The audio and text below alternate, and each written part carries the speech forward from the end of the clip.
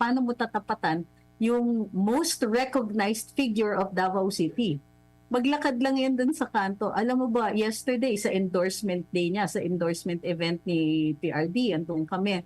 Ito sina restaurant in Malate na malalaki yung windows. Alam niyo, nadatnan lang siya ng mga passers-by and a crowd gathered outside. And that crowd did not go away. Hindi kumonte ang mga tao na nasa labas just waiting for a glimpse of him. Kinakawayan siya, sinisigawan siya. This is Manila.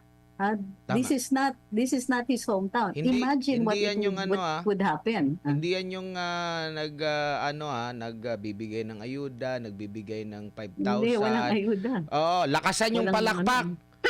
Yung mga ganyan, pag nabanggit ko yung pangalan, lakasan yung palakpak. Walang ganun, ha? Walang naglilid sa labas, ha? Baka may naglilid sa labas doon sa loob na, uy, kumaway kay dating Pangulong Duterte. Walang ganyan naman kahapon. Very spontaneous. Tsaka yung maluha-luha pa. Yung andyan si Digong. Oo. And nung nakita nilang nakatingin, naku, everybody waves. Syempre, ang lolo mo, magpapalipas ba siya ng pagkakataon? He waves back.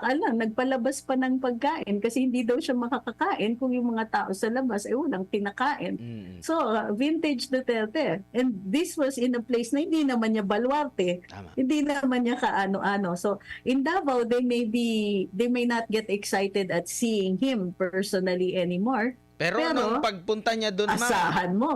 yung pagfa-file niya, ma'am, ito yung kaibahan. Ito, nandito yung every time na may mga nagpa-file talaga dyan, naka-uniforme, yung mga tapos may dala-dalang placards, di ba? Pero sa kanya, talagang organic na, wala lang, nung nalaman nila, nako, dinumog yung mga, kasi si FPRRD, sa mahabang panahon, hindi na ngayon masyado nangangampanya eh.